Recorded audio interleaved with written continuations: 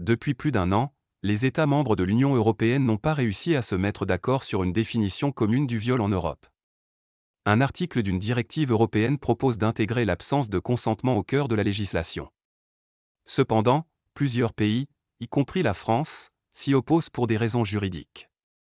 Garantir un niveau minimum de protection pour les femmes victimes de violences dans l'Union européenne. C'est l'objet d'une directive européenne au cœur d'un âpre débat entre États membres depuis plus d'un an. Aux côtés de la Hongrie et de la Pologne, la France s'y oppose face à l'Espagne, la Belgique et la Suède.